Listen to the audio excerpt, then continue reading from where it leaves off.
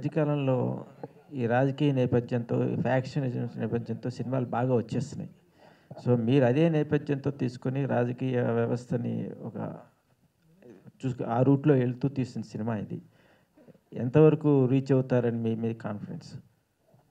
అంటే రాజకీయ నేతలని కాదు సార్. యాక్చువల్‌గా అంటే we have 4 life styles in our world globally. ఒకటి రాజకీయము, ఇండస్ట్రీ, జాబ్ అండ్ స్లేవ్స్ లాగా 4 వర్గాలు ఎంచుకుంటే ప్రతి మూవీ దీంట్లోనే ఉంటుంది. బట్ నేను డిఫరెంట్గా ఉంటుందని అనేది ఒకదానికే డిఫరెంట్. పొలిటికల్లో దానివల్ల చేస్తున్న హామీల వల్ల ఎంతసేపు మన పొలిటీషియన్స్ కానీ ఎవరైనా అని కూడా లేని వాళ్ళకి ఇద్దాం అంటారు. నేను ఒక మిడిల్ క్లాస్ వాడిని, జాబ్ చేస్తున్నామంటే we're not a rich kids. అన్నిటికీ మనం ప్రతిదీ ఆలోచించాల్సి వస్తుంది. ఫస్ట్ రాగానే మళ్ళీ శాలరీ ఎప్పుడు వస్తుంది, ఇవన్నీ మన కమిట్మెంట్స్ మనకు ఉంటాయి. ఎంతసేపు పొలిటికల్ వాళ్ళు వచ్చేసి నేను లేని వాడికి ఇచ్చేస్తా, వాళ్ళకి అది ఇస్తా ఇది ఇస్తా అంటారు. కానీ మిడిల్ క్లాస్ వాళ్ళు ఏంటంటే అడుక్కోలేని బెగ్గర్. తెలుగులో కొంచెం ఘాటుగా చెప్పాలంటే మనం అడుక్కోలేని బిచ్చిపోలం అని అంటాం. ఎంతసేపు మీరు వాళ్ళకే ఇస్తారంటే because we have right for every vote is the same count. పేదవాళ్ళు వేసినా, మిడిల్ క్లాస్ వాళ్ళు వేసినా, కుప్ప వాళ్ళు వేసినా అని కూడా అందరిది ఒకటే కౌంట్. ఎంతసేపు నువ్వు లేని వాళ్ళకి వేస్తా అంటే మిడిల్ క్లాస్ వాళ్ళకి ఎందుకు ఇవ్వవు? అసలు ఫ్రీ ఇవ్వాల్సిన అవసరం ఏముంది అని చెప్పేసి అని అంటారు. ఎవరు అవసరం వాళ్ళకి ఇవ్వద్దని చెప్పట్లేదు. వీళ్ళకేం చేస్తున్నాను, house at the father should equally see the children. ఒక్కరికే చూస్తాను నేను, ఇంకొకరికి చూడను అని చెప్పేసి దాంతో ఈ కాన్సెప్ట్ స్టార్ట్ చేస్తాను నేను. మీరు చేసే దానివల్ల మిడిల్ క్లాస్కి ఏం ప్రాబ్లం అవుతుంది, దానివల్ల ఎఫెక్ట్ ఏమవుతుంది అనేది ఒక కాన్సెప్ట్. అది కొత్తగా ఉండదు సార్. అండ్ పొలిటీషియన్స్, ఇందాక మీరు అడిగినట్టుగా పొలిటీషియన్స్ సార్, ఇప్పుడు మనము ఉన్న దాంట్లో ఒక 4-5 వర్గాలు ఉంటాయి, అంటే గ్రూప్స్. మనకు 4-5 వీళ్ళు ఉంటారు, బీజేపీ, కాంగ్రెస్, ఎవ్రీథింగ్ మన దగ్గర ఏమంటే అని. దాంట్లో ప్రతిసారి ఎలక్షన్స్ వచ్చినప్పుడు each MLA, if I'm not wrong, minimum ఒక 50 నుంచి 60 వరకు ఖర్చు పెడతారు ఎలక్షన్స్ వచ్చినప్పుడు. అట్లా దగ్గర 5 మెంబర్స్ని కౌంట్ చేసుకుంటే మనము అక్కడనే 250 వరకు అయిపోతుంది. కానీ మనకే ఓటేస్తాడని వాళ్ళకి భయంతో ఉంటారు. వాళ్ళు గెలుస్తారని వాళ్ళకి కాన్ఫిడెన్స్ ఉండదు కదా ఎవరికి కూడా. కానీ నాకే ఓటేయాలి అనేది ఏంటి అనేది ఈ కాన్సెప్ట్లో ఉంది సార్. ఆ నలుగురు కాంపిటీషన్ ఉన్నా కానీ కూడా నేను వీడికే ఎందుకు వేయాలి, ఆ భయం అనేది సృష్టించడం అనేది ఎమ్మెల్యే ఒక స్ట్రాటజీతో చేస్తాడు. దీంట్లో ఎంత మీరు డబ్బులు ఇచ్చినా అని కూడా నేను అవతల వాడికే వేస్తా, అది ఇవ్వకుండా ఏంటి అనేది ఒక కాన్సెప్ట్ దీంట్లో. అది కొత్తగా నేను చెప్పినాను. కంగ్రాచులేషన్స్ ఈశ్వర్ గారు.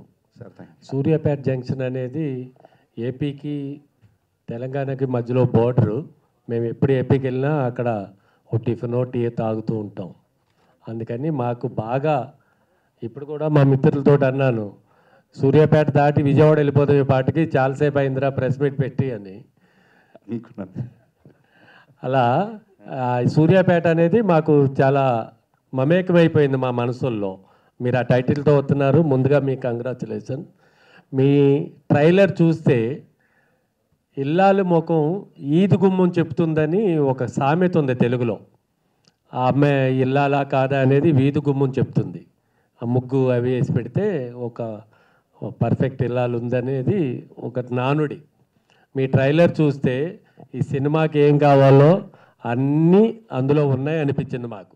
కమర్షియల్లు, మీ డైలాగ్ డెలివరీ, మీ డాన్సు, మీ తోటి లక్ష్మణ్ ఉన్నాడు ఆ సింగరు, అతను ఉంటే ఇక అల్టిమేట్ మాట. దాని గురించి ఈ సినిమాలో పేదలకి ఉచిత పథకాలు ఇస్తున్నారు ప్రభుత్వాలు. వాళ్ళ దగ్గర ఉన్నా లేకపోయినా అప్పు చేసి మరీ ఇస్తారు. ఇది ఇవ్వటం కరెక్టా కాదా? ఏమైనా ప్రభుత్వానికి మీరు సెటైరికల్ వేసారా ఈ సినిమా ద్వారా? సెటైర్ వేయలేదు సార్. నేనేం చెప్తున్నానంటే, ఇప్పుడు అదే నేను ఇందాక రిపీట్ చేసినందుకు, ఒక ఇంట్లో ఉన్నప్పుడు ఒక ఫాదర్ రన్ చేస్తాడు అందరిని. ఇంట్లో ఉన్న అందరినీ చేసుకోవాలి. యాజ్ ఏ హౌస్ మన స్టేట్కి సీఎం అని ఎవరున్నాను కూడా పబ్లిక్లో అందరినీ ఈక్వల్గా చూడాలి. కానీ నేను వీళ్ళనే చూస్తాను తోచేది కదా. కొంతమంది అడుక్కోలేరు, చెప్పలేరు. ఇప్పుడు ఏదో నేను ఉద్దేశించిన అదే చెప్తున్నాను. ఎంతసేపు నువ్వు ఒకరినే చూడొద్దు, మిడిల్ క్లాస్ కూడా వాళ్ళకి కావాల్సిన అవసరాలు వాళ్ళవి చెప్పాలి. When the all rises, petrol rates and మన ఉప్పు పప్పు కూడా ఆల్ రేట్స్ ఆర్ ఇంక్రీజింగ్. కానీ మీరేం చేస్తున్నారు అని అంటే, నేను ఎవరిని ఉద్దేశించో కానీ అట్లా చెప్పట్లేదు, కానీ ఆ బాధ చూసి చెప్తున్నాను. నార్మల్గా ఏంటంటే ఇప్పుడు మీరు పని చేస్తే మనకు డబ్బులు వచ్చినాయి అనుకోండి సార్, బాగుంటుంది. పని చేయకుండా నేను ఫ్రీగా ఇచ్చినా అనుకో, మనం బయటికి ఎందుకు వెళ్తాం? వెళ్ళాం.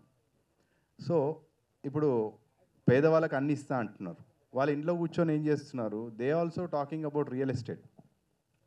మనకు ఫోన్ ఫ్రీయే కాబట్టి ఫోన్ చేసి వాళ్ళు కూడా కోట్లల్లో మాట్లాడుతున్నారు. ఎందుకు అంటే వాళ్ళ కడుపు నిండిపోయింది. ఆ కడుపు నిండిపోయినప్పుడు ఇంకోటి పని ఎందుకు చేస్తాడు? కష్టపడేది ఎవరు అంటే మిడిల్ క్లాస్ వాళ్ళు. ఎందుకంటే వాళ్ళు ఖచ్చితంగా వాళ్ళు బయటికి వెళ్ళి చేయాలన్నప్పుడు ఇంట్లో వర్కర్స్ ఉండాలి. ఆ వర్కర్స్ని నువ్వు ఆపేస్తున్నావు అంటే 100 రూపాయలు వచ్చేటోడు ఇప్పుడు ఎందుకంటే 100 రూపాయలు ఇస్తే రాడు, ఎందుకంటే కడుపు నిండిపోయింది కాబట్టి 500 ఇస్తే వస్తా అంటాడు. అట్లా అని చెప్పేసి మిడిల్ క్లాస్ వాళ్ళు జీతం పెరగదు కదా, అప్పులు పెరుగుతాయి.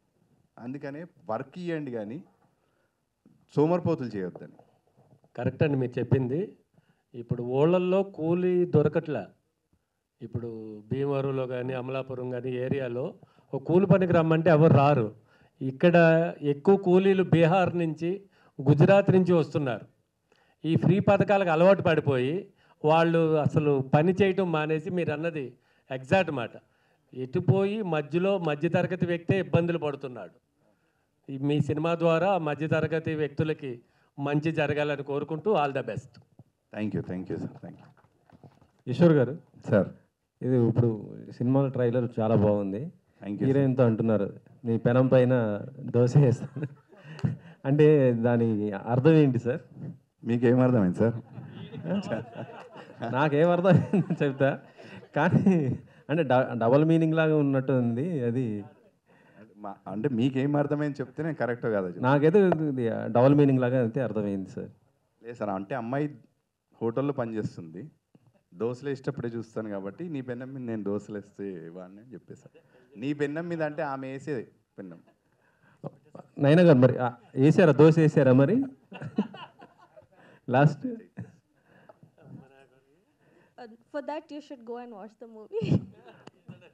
అంతేనా? Yeah. అంత క్యూరియాసిటీ కల్పిస్తున్నారు. Yeah. ఓకే ఈశ్వర్ గారు,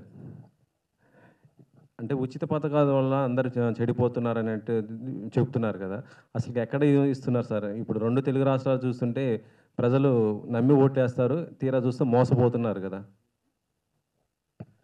ఎక్కడ ఇస్తున్నారు అంటున్నారా? ఇవ్వట్లేదు అంటారా? ఎక్కడ ఇస్తున్నారు అసలుకి?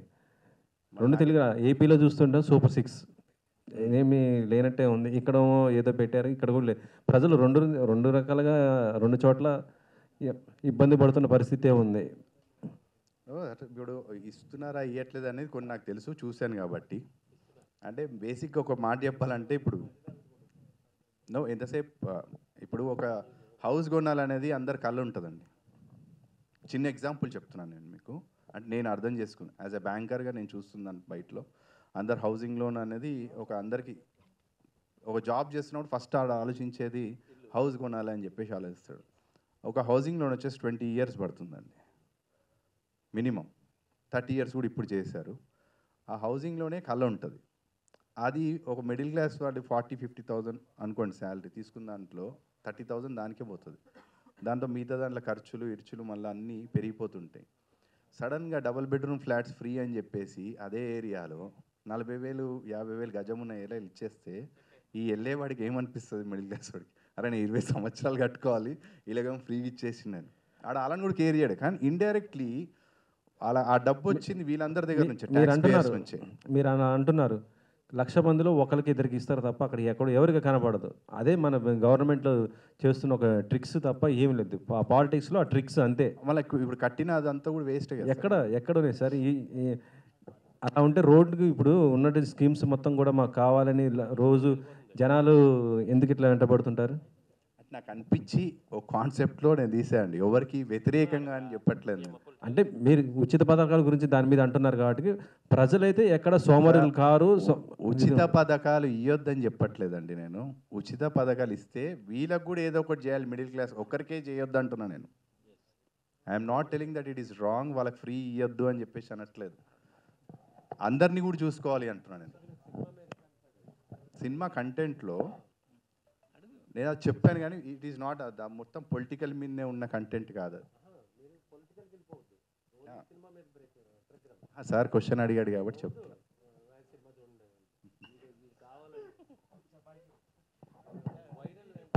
ఈశ్వర్ గారు, సార్ చెప్పండి. యా, ఇప్పుడు ఓ, సామాన్యుడికి ముఖ్యంగా మీరు ఇందాక అన్నట్టు మధ్యతరగతి వ్యక్తికి ఉచితాలు కొన్ని అవసరం. ఒకటి ఉచిత విద్య, ఉచిత వైద్యం, ఉచిత న్యాయం. ఇవి కాకుండా మిగతాయి వద్దంటున్నారా మీరు సినిమాలో? లేదంటే పర్టికులర్గా ఇవి ఉచితం కావాలంటున్నారా? మీరు యాక్చువల్లీ ఈ సబ్జెక్టు మాత్రమే తీసుకోవడానికి కారణం ఏంటి? అంటే నేను సబ్జెక్ట్ చేయడానికి కారణం ఉంది. ఎందుకంటే మీరు ఇందాక చెప్పినట్టు that point is there in this movie. ఏంటంటే ఇచ్చే వాళ్ళకి ఫ్రీగా ఏవైతే ఇంపార్టెంట్ అవి ఇచ్చేస్తే అవసరం లేదు మీరు అన్నట్టు.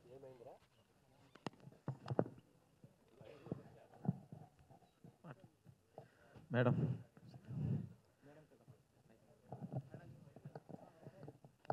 నమస్తే మేడం. Namaste, sir. సో ఇవాళ వస్తున్న సినిమాలో హీరోయిన్స్ గ్లామర్ రోల్స్, హరిబురిగా ఉండే డాన్స్ మూమెంట్స్ ఇవన్నీ చేస్తున్నారు. సో సాంగ్స్లో చూపిస్తున్నారు కామన్గా. సో సినిమాలో చూస్తే పల్లెటూరు వాతావరణం, ఆ నేపథ్యంతో చక్కని లంగా ఓణి కట్టుకొని ఒక తెలుగింటి అమ్మాయి ఇట్లా ఉంటుందని నేపథ్యం చేశారు. సో ఈ క్యారెక్టర్ మీకు ఇన్స్పైర్ చేశారా, లేకపోతే డైరెక్ట్ హీరో గారు చెప్పిన ప్రొడ్యూస్ చేశారా? Sorry, little bit I didn't understand. I'm so sorry. Characters I'm still learning Telugu.